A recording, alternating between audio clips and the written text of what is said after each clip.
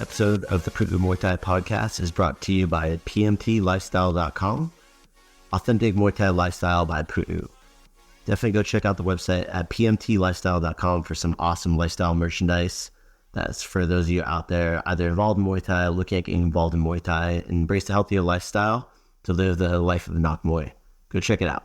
All right, today we have the pleasure of having Don Heatrick in today on the Pu'u Muay Thai Podcast. He's making time on his busy schedule.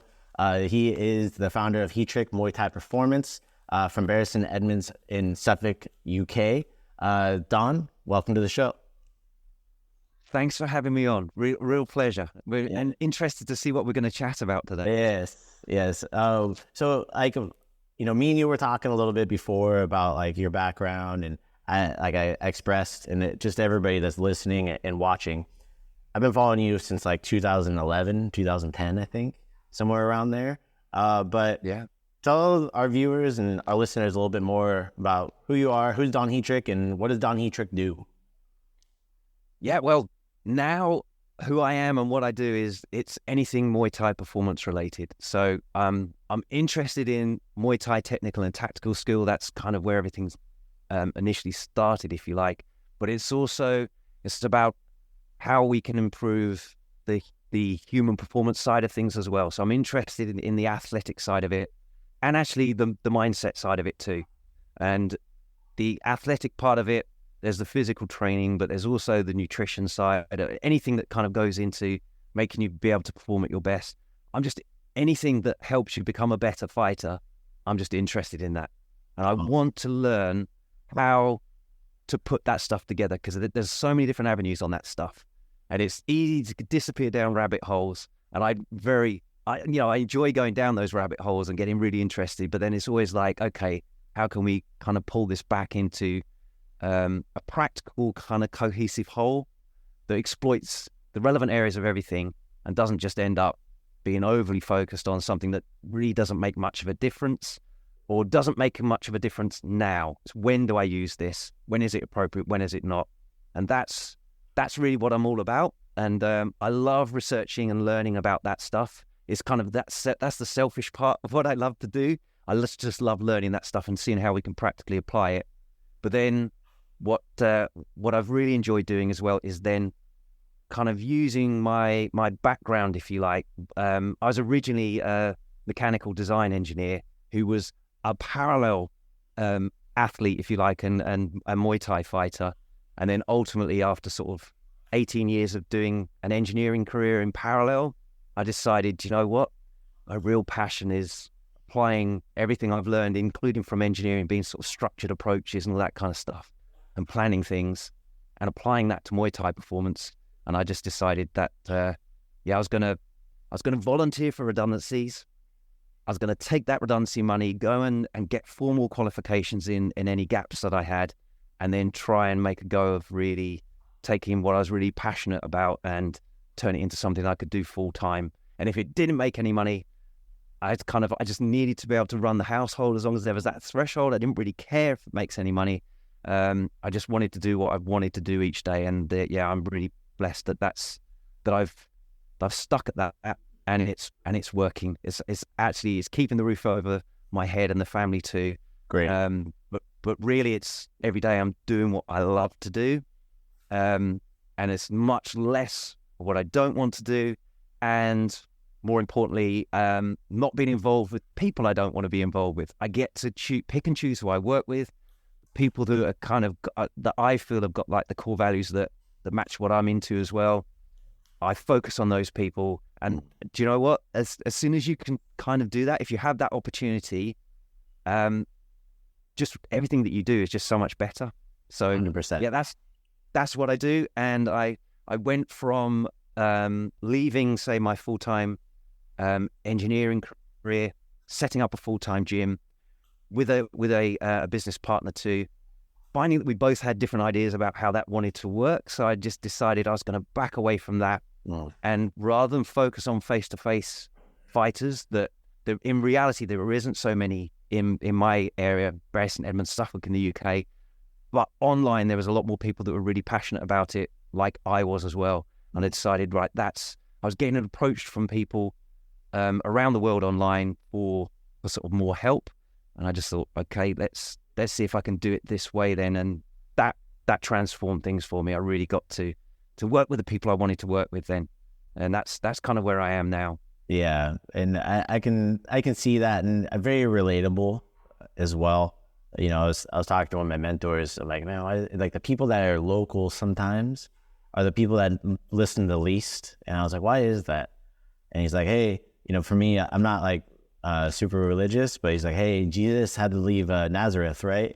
I was like, it's true. You know, it's hard for the people you grow up with to listen to you because they always think of you as that same person, right?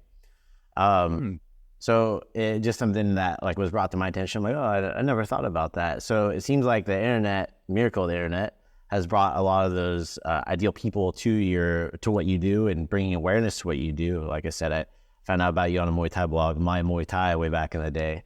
And I've been following you since and seeing you kind of grow and get involved in more fighters and athletes, strength and conditioning, like where I was giving you shout outs and stuff too.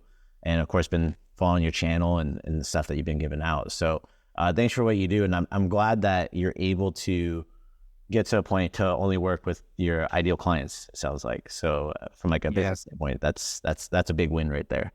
So let's go a little bit into like, just like some focus and preparation kind of stuff too. So would you say there's like a secret, you know, when it comes into mental performance? I know a lot of performance, as you know, is a lot of mental, but some of it comes into the preparation that helps build the mental. So would you say there's like maybe like a secret or like an idea that you can share with the Pu'u Muay Thai podcast that helps kind of focus and tackle those hurdles an athlete might have? You know, what has your experience been? You see so many different people, and we'll pretend that this person's like, they're relatively new to the sport and competition. Yeah. Do you know what? I think this kind of comes back to how I was training as an engineer, and it's kind of like an overall mindset rather than being. It's the difference between principles and methods. If you can be more attached to understanding the overall principles, like the bigger picture, rather than the fine little details of those methods, which if we look at the methods as being the different ways you can apply those core principles. So I find a lot of people overly focus on the different methods, and that could be, so if we use a Muay Thai technique example, all the different techniques that you could be throwing. It's like, which one to use? I'm just so confused. Rather than being more focused on the principle as to like, what range am I from my opponent? All of a sudden that just filters out a whole load of stuff that's, you know, I'm too far away to land an elbow. Don't even have to think about that, you know? Yeah. And if you kind of understand those kind of layers to things and just be preoccupied by the right principle rather than being too focused on the methods, I think that just allows you to actually focus on to what's relevant, and that makes the biggest progress. So, and it's almost like there's that talking about a principle, one of the core principles really, I've just kind of explained it there really in a roundabout way, is the Pareto rule or the 80-20 rule. Okay. Yeah. So it's more it's a statistical rule where actually 20% of your actions actually achieve 80% of the end result. And the flip side is that 80% of the work that you do actually only gives you 20% of your end result. So if you're focusing in the wrong bit, you want to be focusing on that critical few rather than the trivial many. And a lot of people are kind of spending too much time on the trivial many, and they don't really know that's what they're doing, and they're getting frustrated by their results. Whereas if you kind of can filter that down, okay, what's the 20% that's going to make the big difference? I'll do that first. If I've got time, deadlines and all the rest of it, I'll then shift into some of that extra 80%. But I know that's going to move the needle much, much slower and is less important. Yeah. Focus on the critical stuff.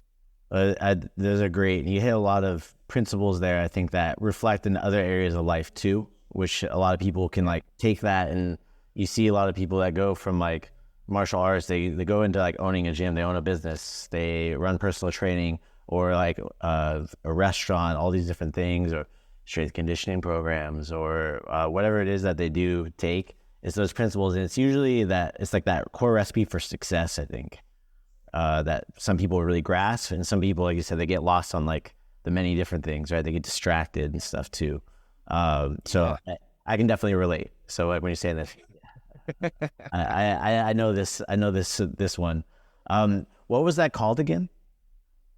The Pareto rule. Pareto rule. 20 rule. Okay, Yeah. I know it as the 80-20 rule, but the Pareto rule is what it's called. I love it. That was the statistician that came up with it in the first place. God, I don't remember what he was looking at. I think it might have even been like stocks and shares or something. It was like where you focus your effort. It was something like that, but it definitely applies to everything. It's been applied all over the place. I came across it as an engineer where we were looking at trying to fault find, and we were looking at what's the root cause of a problem. And we used the Pareto rule to break down. We were listing all the things that could have caused this fault, this breakdown, or whatever it was.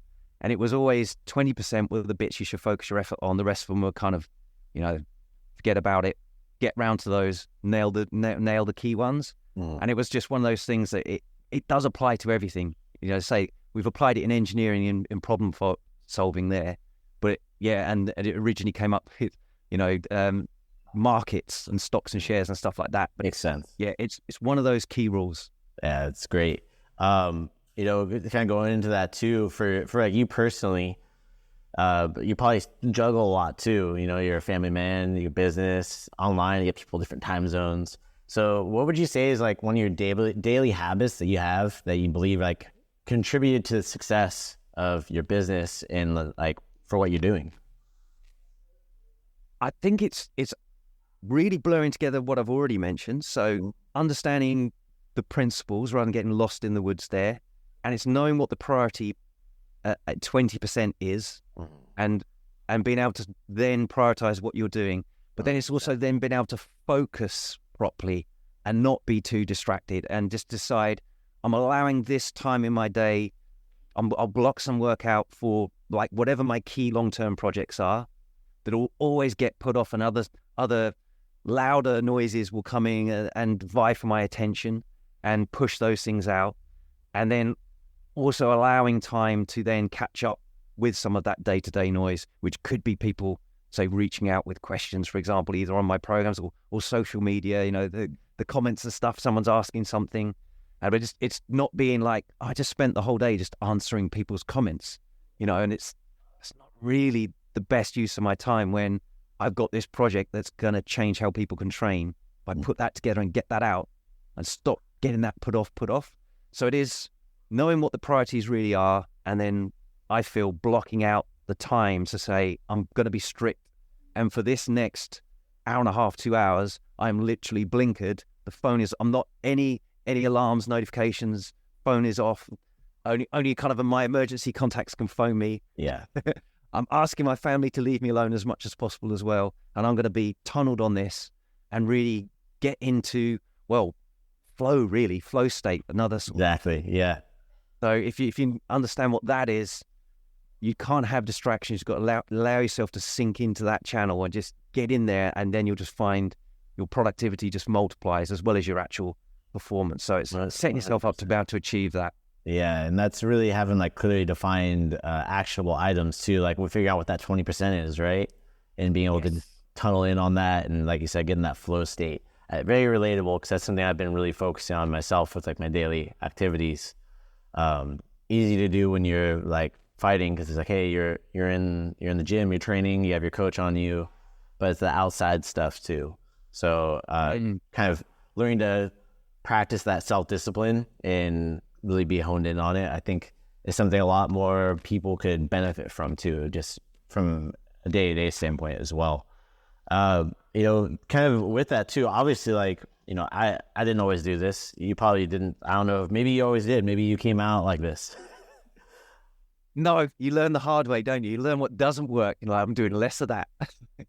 Exactly. So like with that too, was there ever like a challenging time or situation that kind of could have devastated or ruined what you do? I mean, like COVID was a big one for our industry, but like, what are some of the tough decisions you may have made that got you through this? And now that's something that's like just a really good learning experience maybe that you can share with our followers. Yeah. Well, I mentioned that I had an engineering career, and that was a very difficult decision to leave a stable career that was paying me nicely. I had a family, and 2 young kids and a wife, and I was saying to them, I actually feel like I'm going to regret it if I don't try and make Muay Thai and Muay Thai performance my focus. Because I'm doing this in parallel at the moment, but it's, I'm good as an engineer, but I just feel a lot of what I've done there, I can apply it to this, and it's not being done like this yet, and it could make a big difference. And it was actually jumping ship and having that confidence, if you like, to say, I'm actually going to leave that, despite having studied for a long time for it and all the rest of it, and I'm going to do something completely different that, at the time, I think it was like 2008, 2009. It really wasn't the done thing to go and, start leaving a stable career. Yeah. People of my generation anyway, and go and set up your own thing, doing something. Most people are saying, what is Muay Thai? In Bury St Edmunds in Suffolk, I don't even have no clue what it is. You're doing that full time? They're just looking at me like I'm an idiot. They look at me sideways like, what? Like, yeah. and my in-laws, they really didn't get it. That was of a generation where it's just like, this is just silly to do that. 100%. And it was very, very challenging financially and everything. And, even the family, it's like you're you're on the breadline now. And for how long, can't tell you. All I can tell you is I'm going to get there. And I've got that much enthusiasm and passion for what I'm doing that I knew I had that, that term grit where you just stick at something and it's like you can just keep going. Yeah. I just found whenever I'm doing anything that's applied in this direction, it's what I'm really into, it's what I'm really passionate about, and I cannot burn out doing this. Whereas I felt more burnout in my engineering career because it wasn't really so well aligned to me. It was more of a forced effort, whereas I literally could just put in more hours, put in more time, obviously trying to balance up everything else that I've got going on outside as well, especially with the family. But I literally had that energy to do it. So I think that was the thing. That was the big lesson in the having the confidence to have really knuckled down and booked in on myself really to see what is it that really lights my fire and have the confidence to actually go all in on that. Despite what everyone else is saying, if you trust that, this is your thing, go for it. And just be prepared for it to take a lot longer than you think. Yes. But that you'll have the staying power to do that because it is properly aligned to you. Yes. And it's like one of those things my Thai trainer would always say, and it's kind of a theme that's recurring and it can be said in other words, is the winner never quits and the quitter never wins. And you have to really persist and overcome and persevere a lot of these obstacles.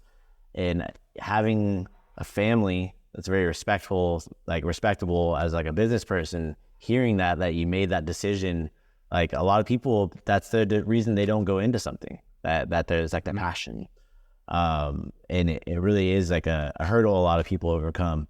But I was just talking with one of my friends who just started his martial arts academy for Muay Thai back in December. It was like in the beginning of February. He's like, "Oh, it's just not growing." I'm like, "Man, you're 2 months in. Think 10 years, think 5 years, right?" Yeah. Like these kinds of things. Like if it's on year 2 or 3 and it's not growing, then yeah, there's an issue. But I think not everybody's like cut for that, right? Not everybody's made for doing these kinds of things with their life, or they just didn't have the right people around them. And I really think that's that's something like, it sounds like you have a loving family, and you probably, did you have like some support from your friends and stuff like that too? Like moral support, like, hey, go get it. Yeah, well, of course, everyone I was training, so I was in parallel coaching Muay Thai, doing all that kind of stuff as well. Obviously, they were loving what we were doing. We were getting great results, and they were like, "Yeah, go for it. You got something here. You know, this is different." But yeah, anyone who wasn't in that Muay Thai circle, if you like, everybody else was just not really sure why you're doing that for. You know, and that kind of goes into it too. Did you have a mentor or anything like that through this? So that's actually another struggle I had. So Muay Thai in my local area, much like yourself, you said when you first started, there wasn't really any Muay Thai around, and there was very sparse, few and far between. So where I was actually training, it was more of a martial arts academy initially that had Muay Thai classes. And I'd been training in kickboxing, but that wasn't really for me because we didn't have the freedom that we have in Muay Thai where we can, well, at the time, even kickboxing was like no low kicks. That's kind of, that massively changed now. But it's going to Muay Thai where it's like, I can use elbows and knees, I can clinch, you know, it's like, now I can use my whole body as a weapon. I love this. You know, the rules don't restrict me so much. And I could really sort of use everything. But the thing was, the coach was training Muay Thai more as a different martial art in the timetable, something different. Wasn't really into fighters, and I got to the stage, you know, I guess I was around sort of 28, approaching kind of 30 years old, and it was obvious that I wasn't going to get an opportunity to fight. It was for the martial art itself, you know, the appreciation of that, loved all that, but I was like, it's a ring sport, and I'm going to start regretting if I haven't done this before I'm too old. Yeah. And it still took me a long time. One of the big challenges I had was that the Muay Thai coach who owned the whole academy, I was one of his instructors. He said, I want you to teach classes. Cool. But I hadn't fought, you know, and it was just like, apart from the odd, we call them interclubs, you'd call them smokers. Yes. On the session. But we'd do like maybe 2 a year, and we'd have to travel quite a way to do that. And most people weren't really interested in it. They just wanted to learn technique in the classes. So what happened in the end was that, you know, I said to him, you know, I want to fight. And he's like, well, yeah, I'm not really interested in that. He didn't want to be busy at the weekends. You know, I completely understand it. He also, underlying all of that was that he didn't have fight experience. So he didn't know how to prep fighters. He didn't know how to corner fighters, all that kind of stuff. And he basically said, well, if you want to do it, you're going to have to do it yourself. And anyone else who wants to fight, because I was coaching classes, he said, you're going to have to do it for them as well. And I thought, if that's the only option I've got, I wanted someone to mentor me and show me this. But it's like, well, if it's the only way I'm going to get this done, I'm just going to have to jump in and do it. And it's scary enough to fight anyway, isn't it? Let alone just thinking, I got to find my own way. I don't even know how to corner. You know, I'm like looking at everyone. What have they got in those corner buckets? You know, how do they tape in their hands? Yeah, that's it. You know, how much warm up do they do on the? Some people aren't doing any pads, and some are padding before they go in, and you know all this kind of stuff. But I just thought, I'm going to regret it more if I don't do it. So I just went in and did it. I managed to find a more of a local scene to me. It was actually, I needed to travel to London, which was sort of about an hour and a half away. But there was an amateur Muay Thai scene, and I just started fighting on there. And I was just a bit of a crash test dummy, just found out the hard way, but kind of got by just by being a bit of a gritty fighter who doesn't stop and just being athletically better prepared than them. And I managed to learn the hard way and technically catch up along the way as well. But that was kind of something that was a big challenge that I had to kind of just go in and do. And I didn't really have like a proper mentor until actually through that, I very quickly actually, and this was kind of more luck than anything, I managed to win several titles as an amateur, and then got selected for the England team to go and fight in Thailand. Wow. And that was the massive learning curve then. So up until then, I was kind of blagging it. Yeah.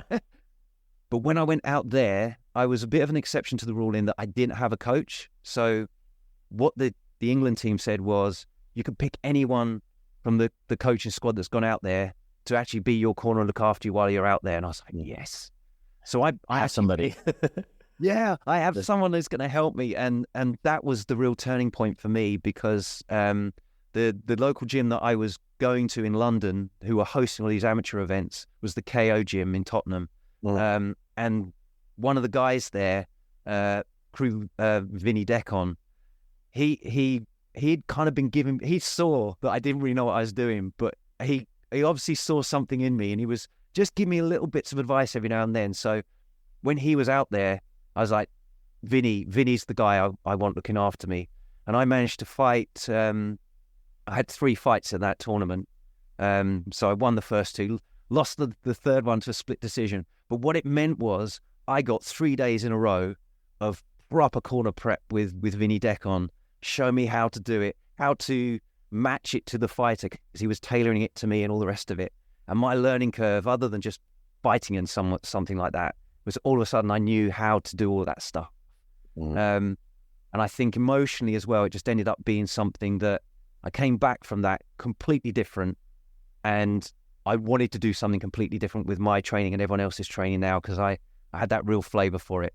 And I'd have to say that was a real pivotal moment for me. And Vinny Decon, I would say, even though it's like I didn't spend a hell of a lot of time with him, I spent a lot more time with other coaches, but he was there at that time, and he just showed me the way, nice and focused, boom. And it was, still forever grateful to Vinny. Well, it sounds like, you're obviously an eager sponge to learn that kind of stuff too. And to kind of get that, I had a very similar thing when I met my Thai instructor, because like I was like, where I was at, we didn't really have anything. I almost pretty much quit training. Like I was almost like done. Like, okay, I can't really pursue Muay Thai here. I have to move to LA or move to Thailand. Okay. I ended up meeting him and carpooling down there, and it was like that light switch, just like that. The first like hour with him, I was like, oh, it makes sense now. I don't know anything. I need to be training here. This is what I need to be doing. And where that all kind of just clicks, right? And you have that first sense of like mentorship in the sport. Definitely can relate on a lot of those aspects too, just kind of like being the crash test dummy. And, for us, like even with like our Thai instructor, he would give us, advice, but he was a referee too. So he'd be working the events. So he actually couldn't work our corner. So he would tell us what to do, and we didn't always follow it, and we learned the hard way. And well, I had the same, because I had the friends that my kind of sparring partners were helping me out cornering. They didn't know what the hell they were doing, and I was sort of trying to give them ideas as well as fighting. But a bit of a funny story was that one of the guys cornering for me, he actually took my gum shield out between rounds, and he dropped it in this bucket that was hanging on the corner of the ring. That bucket was effectively like the spittoon bucket, bleach and everything. And then he's just giving it a rinse with the water, and he put it back in my mouth. And I was like, it's burning. And literally the referee was killing himself laughing. He goes, right, time. He goes, I've never had to call time for someone having a bleach-soaked gum shield. That was my corner team. So, that's very spicy bleach in your mouth. I wouldn't recommend that. Oh, man.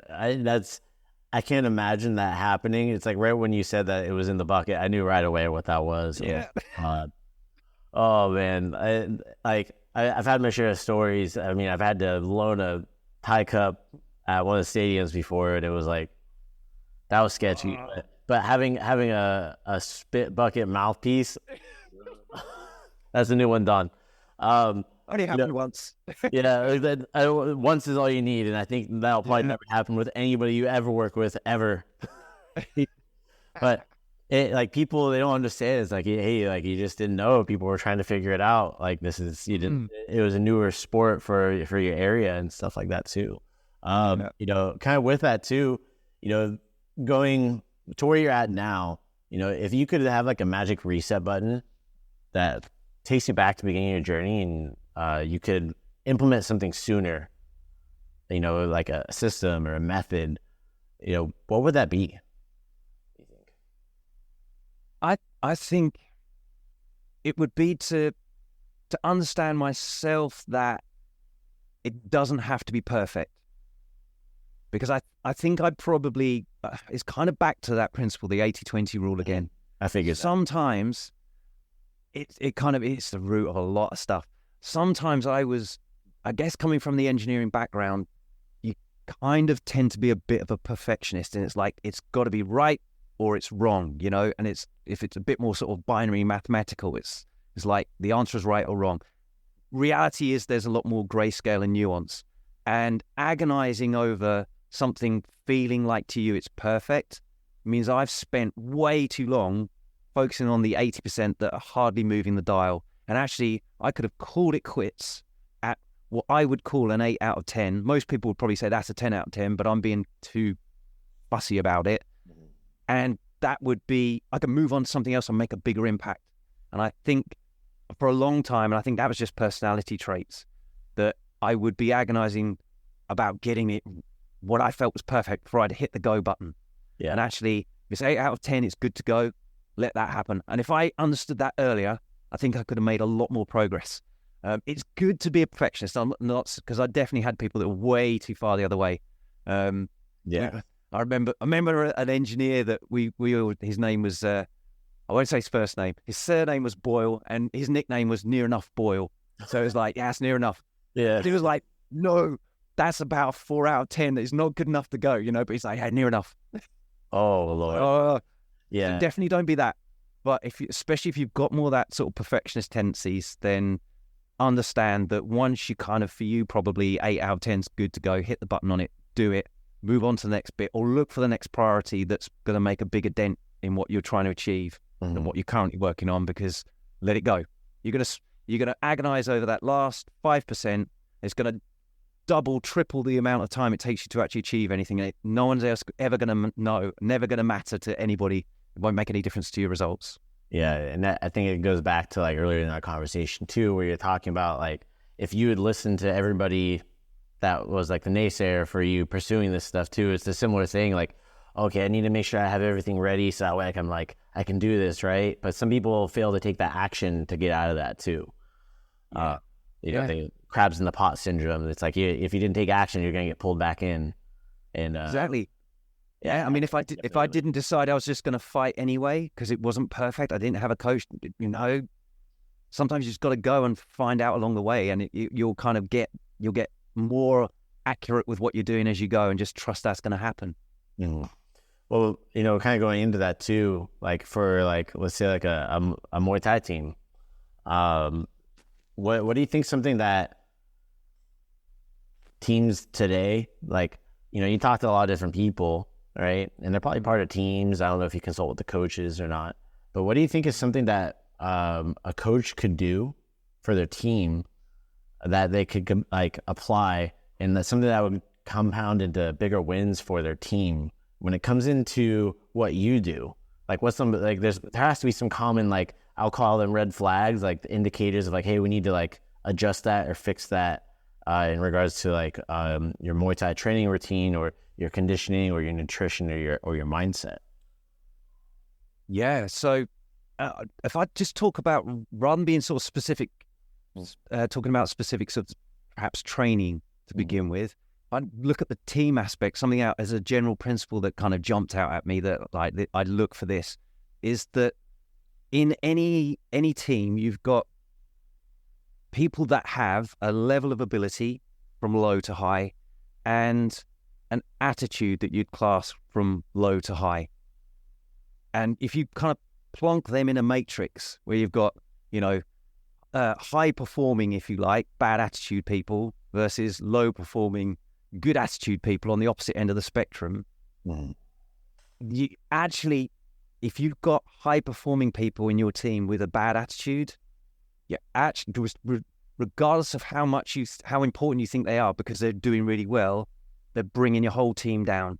And I've found actually, if you can get rid of those people, you'll find a whole load of people that were low performing but great attitude were actually being held down by the person who was high performing with a bad attitude, because they kind of influence the whole flavor, the whole core values of your team. Wow.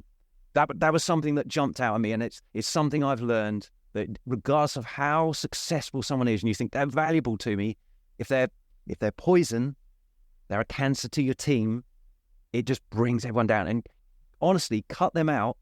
2 or 3 of your other people that were now, that one person goes, 2, 3 other people that were kind of not really that good, but their attitude was great, will suddenly excel. And you'll be like, I've actually increased the number of high performing people I've got. So I wanted to drop that one at you because I think that's 100%. I can definitely understand with that too. And it's something that, like, so in our academy, we have like a leadership development program, and we make anybody that's competing has to go through like a base level of it.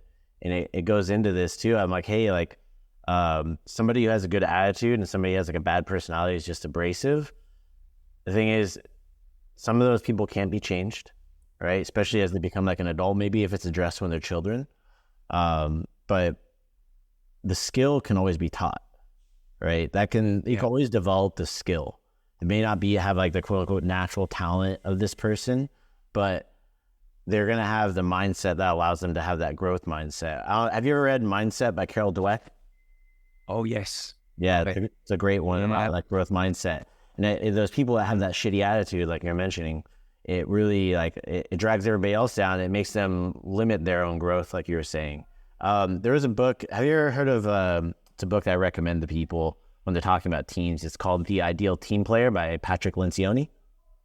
No, I've not heard of that one or read it. Highly recommend it. I'll send you a link after the show. And for anybody that's listening, I'll put the link down in the show notes too. But it talks about this because they're related to like business and like sports teams too. Because like we have American baseball. Just because the guy's a killer pitcher on one team doesn't mean he's going to perform just as good on your team. And he might actually make it even. You might like ruin the dynamics of the team too. So that team dynamic is key. And I think that comes from like, would you say probably some of the leadership development as well for a team? Sorry, say that again? Would you say that like for having people's, like having the person on that upper end where they have a bad attitude but high performer? Yeah. Do you think that's something that should be addressed more by the leadership of like a team? Yes. Well, it's one of those things, the reason why the elite performer, if you like, if they've got a bad attitude is such a problem is because they influence far more other people. Mm-hmm. So if you've got those people that are heading things up with the best attitude, that kind of sets the attitude for the whole team. And that's where you've got to be really careful about somebody coming in with influence effectively, even if it's just from their performance, because some people are going to look up to them. And if they've got a bad attitude, they're going to mirror that. So if you can have the people heading things up, whether it's just the business owner, if you like, they set the scene for everything. And if you kind of spot something's going off on a bit of a detour here in terms of the attitudes, there's people kind of being, under bitching about people and all this kind of stuff, and going behind, putting people down rather than trying to help them lift up. You need to get rid of that. Yeah. So I'd say, that's important to the whole team. 100%. I agree with you. So that's why it's interesting. I've actually never had this conversation on the podcast before, but it's something that we have with our team a lot. So it's interesting you bring it up. Do you know who Mark Peace is from Australia? No. So he has Chad Collins and Jaden Inad. They're a couple like world champions. They're fighting like K1. They fight WBC, WFC. So we had him on the podcast, and he was a very big firm believer in this too. Was like having this positive mindset, and if the person doesn't have that mindset when they come in the door, he sends them home that day. He's like, hey, go for a run, come back tomorrow, and and if they don't change it, he's hey, maybe you're better off going somewhere else. And it showed with his team. He's got multiple world champions, right? That's it.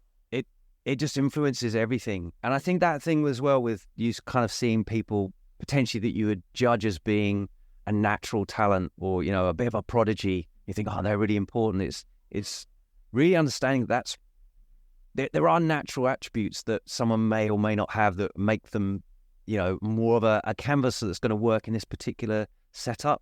But it's more about you're seeing someone who's had a better opportunity and it's been matched with some good motivation. And that's why they've kind of scaled to where they are. and that if you've got people you can motivate and you can give them the opportunity, all of a sudden you're going to see other people rise up that just they look like a natural talent, and it's not. You're just giving them the conditions to do it.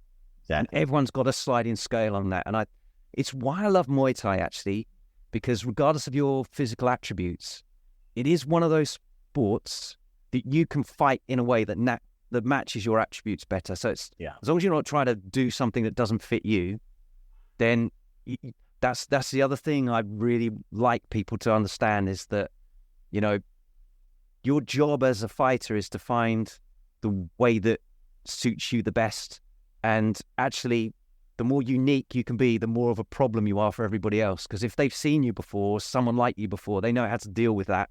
Mm-hmm. So kind of don't find what's unique to you and double down on that stuff. Find out what your superpowers basically are. And that could be athletic too. Yes. And kind of going back to sort of the athletic preparation side and what you're looking for. I actually did a video. I think it's the one that just went out this week. It kind of fits this, where I do a battery of tests with fighters for athletic performance, and we kind of use that as if fighters come into a training program and they're already familiar with the foundation lifts, you know, bench press, deadlifts, those kinds of things, and they could do those safely. I'll have a whole battery of tests that I get them to do, and we just give them a bit of a score between 1 to 10, and I've got like a nominal level that's kind of normalized for fighters, that as long as they score in a 7 on this, that's adequate to be kind of world class, to be honest. Mm. If you score higher than that, great, but we're aiming to get you to a 7 on all the different sort of qualities, whether that's, you know, strength levels, it's power, it's aerobic power, it's anaerobic power, all these kind of things. We can sort of match these all up to see where your gaps are, but understand that you need to make sure you boost some of these things so that you haven't got a weakness that can be exploited. It's not adequate, but you don't need to worry about, if it's not your natural thing, you just need it not to be a problem for you. You just need to get it to a baseline level. And if it's never going to be your thing, don't, again, Pareto rule, don't spend way too much time on that. It's never going to shift that far for you, because you don't have the slow twitch fibers and the aerobic engine to do that. You just need to make sure you've got enough. You're more of an explosive fighter. So it will get you, make sure you're doubling down on the stuff that you're really good at. Yeah. That you haven't got holes in other places, but certainly don't enhance your superpowers. Don't spend so much time on the stuff you're never going to be great at, and your superpowers that can make you a unique problem for everybody. You don't spend enough time on those to really blow that up, so now no one can match that. So identify that for you, and it's different for everybody. I think that's a really key one too, where you can apply that principle. And thanks for sharing that too, because, you know, the same thing. It's like, hey, yeah, work on your strengths, but also make sure your weaknesses are up. So that way, get exploited, because if somebody dings that chink in that armor and realizes like, oh, I can get them there, then they're gonna find that out pretty quick. I've seen it, like, you know, every like Thai champion has their way of winning. You know, I always use the analogy of Fairtex as the example for, they buy the Thai champions. They already know how to win their fight. All they're doing is refining some of the basics, right? They're looking at their feet and their positioning, and that's on top of all the other things that they do with like conditioning and their actual training. But that's like really what the trainers are doing for them, because these people will have their style of winning fights, and they're able to just work on those little weaknesses. And sometimes they do, sometimes they don't, right? Sometimes we've seen people that they go for years without somebody finding that chink, and once they do, it's kind of like downhill for them. Kind of going into this too, you know, for you, for Don, for your program that you have, let's say, you know, let's fast forward a year from now. You know, you're kind of in that critical mass phase, I feel, of your business and what you're doing. And let's say, you know, you're looking back on decisions you're making this week, today, tomorrow, and you're looking back on those decisions. You know, what strategy are you applying? These same strategies now, or is there a different strategy that you're applying? And what do you pick out of those decisions that gave you the most value in your business and most leverage in your business? What's that 20% you're working on right now, if you don't mind sharing?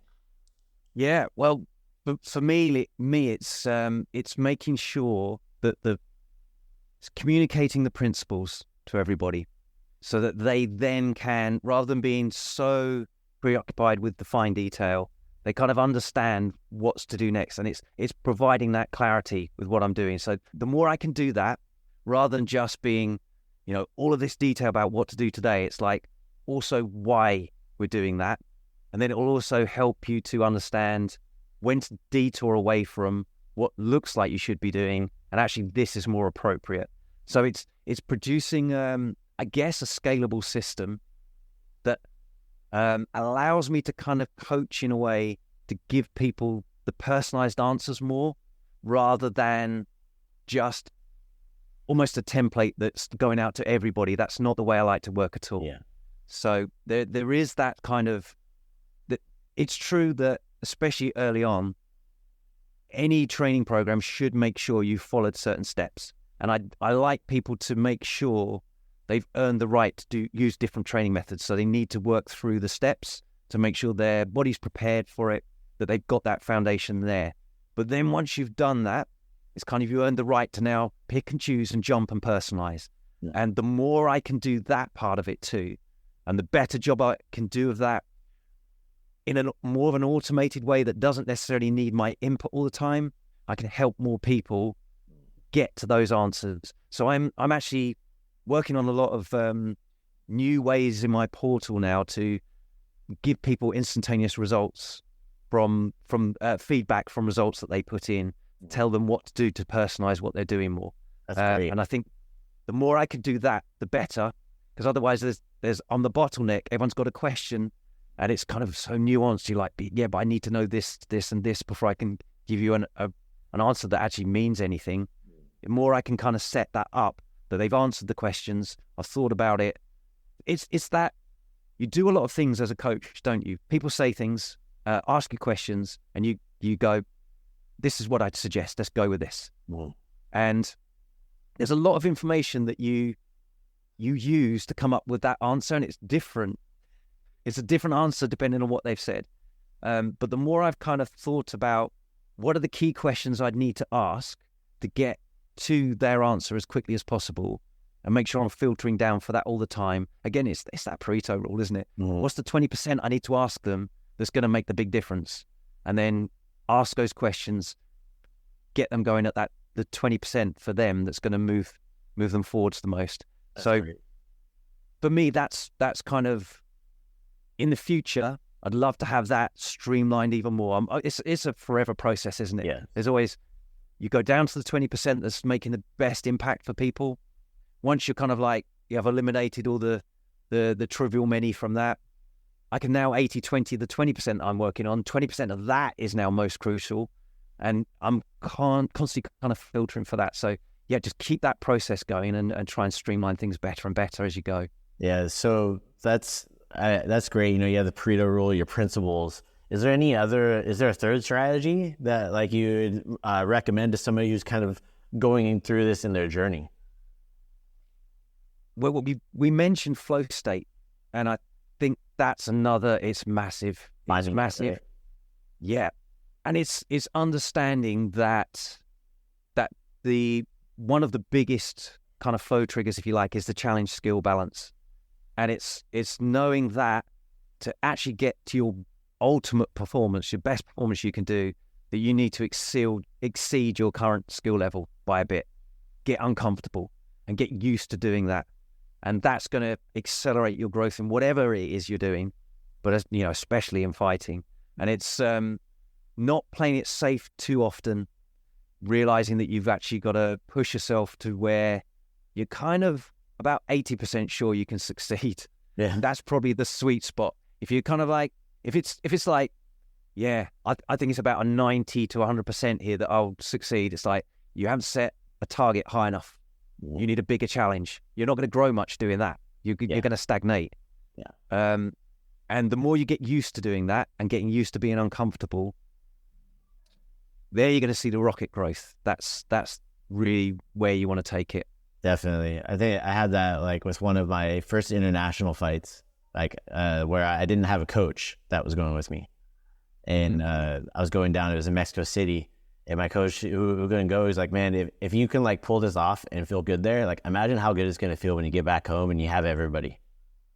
And it was true. As I went down there, I don't speak a whole lot. I didn't speak as much Spanish as I do now. So I did, hola, that was about it.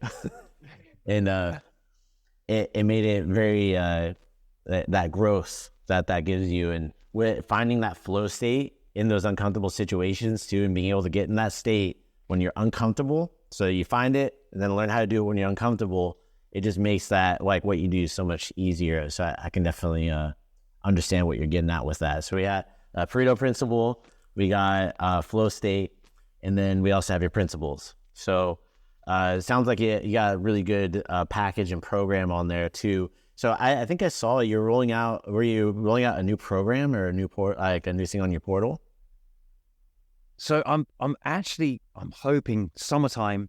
I'm gunning for this. I'm actually doing a program that's going to be released with Sean Fagan, Muay Thai guy. Nice. So as well as what I've got personally going on, I'm actually doing a joint program with him where I'm structuring it all for him. Nice. But that's because I tend to attract high-level fighters. That's, the people that want to get it right. They really want to go for it. And the reality is it's appropriate for everybody. It's just about maximizing the amount of time you've got training. So whether that's, just 2 or 3 hours a week, or whether it's, you're training every day, and it's just trying to go at what's going to make the biggest dent for you. Mm-hmm. But I certainly appeal to the people that are like, I'm competing. Mm-hmm. And there's a lot of Muay Thai enthusiasts who just want to perform better in the gym where they're going to train. They're training for fitness, really. They enjoy a bit of sparring. And especially if they're a bit older, they want to keep up with the youngsters. And that's what this program is more geared for. Wow. And that's something I'm working on now. So I'm wanting to help those that are more just enthusiasts as well, and give them things that are appropriate for them, especially, if they're a bit older, because, I get fighters reaching out saying, oh, I'm 25. Am I too old to compete? And it's like, this is the great time. But yeah, that's it. Let alone, the 35, 40-year-olds or older that are just thinking, oh, none of this is for me. And it's like, actually, it is for you. And, well, myself getting old as well, obviously done lots of research selfishly for how can I make sure I'm staying as good as I can be, and don't get old as such physically. Never going to do anything about skin and hairline and stuff like that. That's going to happen. Going to have some wrinkles, all that kind of stuff. But I want the physical performance as much as I can as a younger person, and looking at what are the physical qualities that decline as you age. And it really sums up with losing strength, which is directly related to a bit of muscle mass being lost as you get older as well. So you want to be training to make sure you're keeping that. But also that's referred to as sarcopenia. But also what you have is dynapenia. And that's literally losing the ability to fire fast. So explosive speed and power. That disappears, that drops off a cliff as each decade as you go through, as you're aging. But if you're training this stuff, it doesn't. You can maintain it. And you can be way older. You can be 50 or 60 years old, and if you've been training in the right way, then you can have the same strength and power as like a 20-year-old. That's the reality of it. But it's making sure you're doing the right things. And a lot of people, as they get older, are thinking that training like that isn't suitable for me because I'm older. And it's actually a lot of the problems you're going to get are more disuse than anything else. You're just not doing the right stuff. So I'm keen to make sure there's a program that's not just appealing to, someone who's, that sweet spot of kind of typically 25 to 30 that are looking to compete. There's a lot of people that could really benefit from training the right way to make sure they're just offsetting age and really enjoying their Muay Thai for as long as possible as well. Because, that's what I want. That's what I want for me. It's what I want for everybody else as well. Awesome. Well, with that too, I had a question for you. So I know a lot of people there was you saw the whole trend of like high intensity interval training and not doing long slow distance and not doing these types of running and stuff. And I've seen you advocate for kind of like that balance of what is the use of that, right? What are you doing it for? One of the things that I noticed is that not a lot of people saw like, and I'm seeing more stuff. I don't know if I'm sure you have too. Because a lot of the old school, like American boxers and like European boxers, they used to go long, slow distances and a lot of walks as well. Like 18-mile walks. Like Jack Dempsey, I think, would go walk 18 miles. Like it was crazy. But they were talking about it was developing the fascia in like their lower limbs and their extremities. Have you seen anything or like read up on any of this stuff, or do you know anything about it? Yeah, do you know what? Fascia is one of those interesting things. So anyone who's not familiar with what that is, around your muscles is like a bag around each of your muscles. And that, if you've ever cut if you've had like a chicken breast and there's like this weird skin thing that's not the skin, but it's over the top and you've got rid of it, that's the fascia. And it always used to be, I think when there was first kind of dissections of people who were doing all of that, that was just kind of like, this is junk. Just cut it. Get rid of that. That's it. What we're interested in is the muscle underneath. But actually, we've learned that that fascia is responsible for a lot of the signals sent around to coordinate your whole body. And if you think about that like fascia bag running over the top of all your muscles, it connects all the muscles together in it's not just like one muscle. So it's not like just your pec and just your shoulder. That fascia connects all of those together, and it transfers a lot of elastic tension and all this kind of stuff as well. So there's a lot you should be using it for. And different methods of training enhance that kind of coordination and the quality of that fascia too.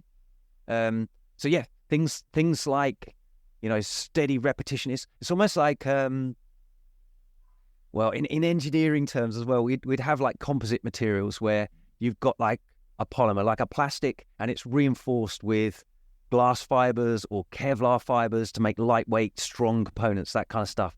But how you align those filaments within the polymer means it's either strong or it's weak, a bit like a wood grain.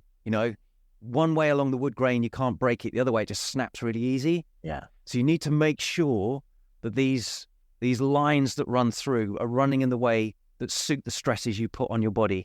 And it's true with fascia, it's true with a lot scar tissue for your healing stuff. All of this stuff wants to be triggered to align your filaments, that these little strands that will develop in all these tissues in a direction that suits the forces you want it to do. Then you'll be strong, tough, resilient, elastic in the directions you want.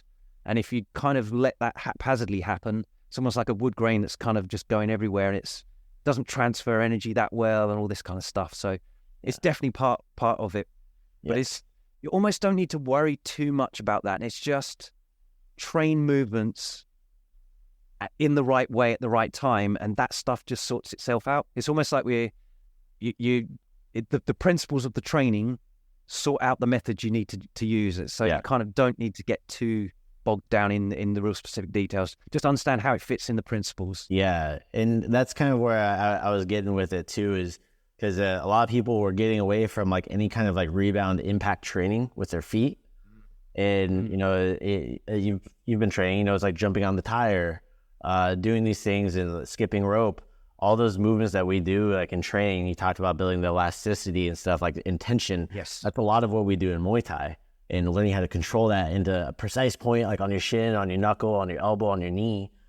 And I feel like, like I said, like in the past like decade and a half that I've been following you, like I know you've probably seen the trend of, people in fitness telling fighters like, hey, you don't need to do any of that. Just go on the exercise bike and go do interval training. And it's like everything has its purpose. But do you remember, what I'm talking about?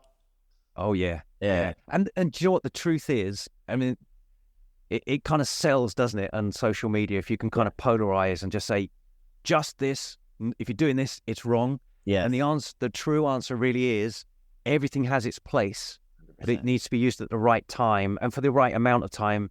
And you're not starting to drift into where this isn't really moving my needle forwards anymore. It's just wear and tear. Mm-hmm. And consuming training time that, again, I could go into the 20% that could be moving me forwards now, but it's doing the right thing at the right time. So slow, steady state stuff. I have it in, I have what I call training phases. And it's, you could refer to it as like an overall fight camp if you, depends how frequently you're fighting. But ideally, we're working through blocks of training that kind of stack on top of each other, and we build the qualities that transfers into something that's going to enhance the next one. And it starts with movement and mobility. You need that first. We then go into strength work to increasing the amount of force you can produce. We then take that into power.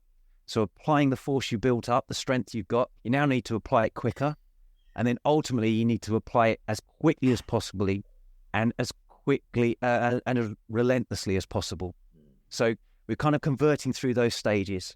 And if you're kind of marrying up not just it's strength and conditioning. So it's the resistance work that's going to overload that stuff. And then it's the energy systems work that allows you to apply that power for long enough to overcome your opponent. And what you need is to actually make sure you're spinning all the plates, and don't just overly concentrate on one area.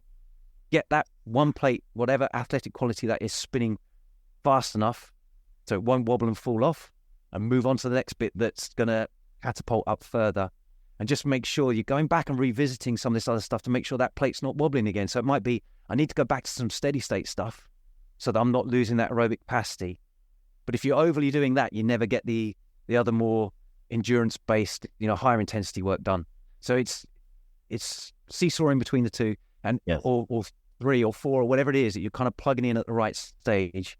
And it's not neglecting things, and they're not overly just being lopsided either and letting things just fall off. Yeah, definitely. And that's kind of like it was interesting to see people say you don't need to do that, and people were like, oh, great, I don't have to do this, like this thing that I don't like doing, I don't have to do it anymore. Of course people are going to gravitate towards that.